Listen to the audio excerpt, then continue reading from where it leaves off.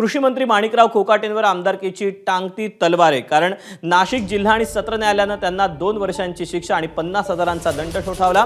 1995 मध्ये मुख्यमंत्री कोट्यातून घर मिळवण्यासाठी कोकाटेंनी गरीब असल्याचं दाखवून खोटी कागदपत्र सादर केली आणि 2 घरं पदरात पाडून घेतली। सोबतच इतर दोघांनी मिळालेली घरही कोकाटेंनी लाटली।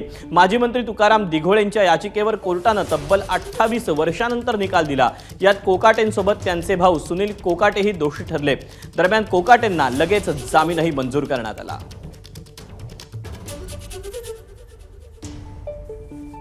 हे प्रकरण मुळात 30 वर्षापूर्वीच आहे।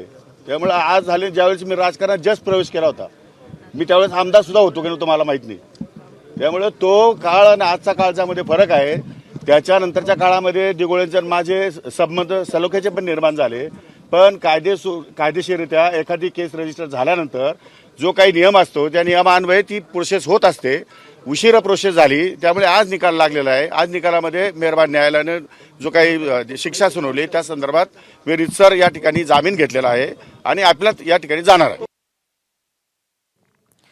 कृषी मंत्री माणिकराव कोकाटे दोषी आढळलेलं प्रकरण आहे, तरी काय आपण जाणून घेऊया।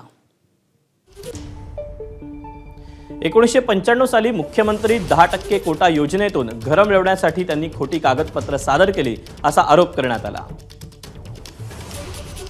स्वतःचं घर नसल्याचं, कमी उत्पन्न असल्याचं सांगून 2 घरं पदरात पाडून घेतली। इतर 2 लाभार्थींना मिळालेली 2 घरंही स्वतःच्या नावावर करून घेतली। घर नावावर झाल्यानंतर अनधिकृत बांधकाम केल्याचा ठपकाही त्यांच्यावर ठेवण्यात आला। माजी मंत्री तुकाराम दिघोळे यांची कोकाटे बंधूंसह 4 विरोधात या प्रकरणी तक्रार दाखल करण्यात आली होती। 1997 मध्ये तत्कालीन अतिरिक्त जिल्हाधिकाऱ्यांच्या फिर्यादीनंतर कोकाटे बंधूंसह 4 विरोधात गुन्हा दाखल करण्यात आला आणि 28 वर्ष नाशिक न्यायालयात हा खटला चालला। 10 साथीदार तपासण्यात आले। माणिकराव कोकाटे आणि त्यांचे बंधू सुनील यांना प्रत्येकी 2 वर्षांची शिक्षा आणि 50,000चा दंड ठोठावण्यात आला। फिर्यादी क्रमांक 3 आणि 4 ला कोणतीही शिक्षा देण्यात आलेली नाही।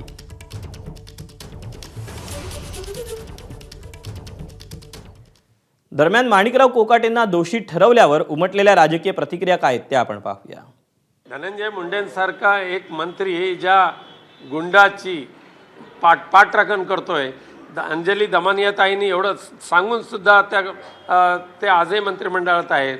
त्यामुळे कोकाटेंना सुद्धा नैतिकता असेल, माननीय अजित पवार साहेबांचा कित्ता ते जर गिरवत असतील तर त्यांनी 24 तासाच्या आत राजीनामा देणं आवश्यक आहे। कृषी मंत्री माणिकराव कोकाटेंची कुठेतरी आता मंत्रिपदाने आमदारकी धोक्यात आल्याचं दिसतंय, कारण 2 वर्षांची शिक्षा त्यांना कागदपत्रांच्या फेरफार प्रकरणी दोषी ठरवून न्यायालयाने सुनावलेली आहे। मला वाटतं अजूनही त्यांना वरच्या कोर्टात जायला संधी आहे।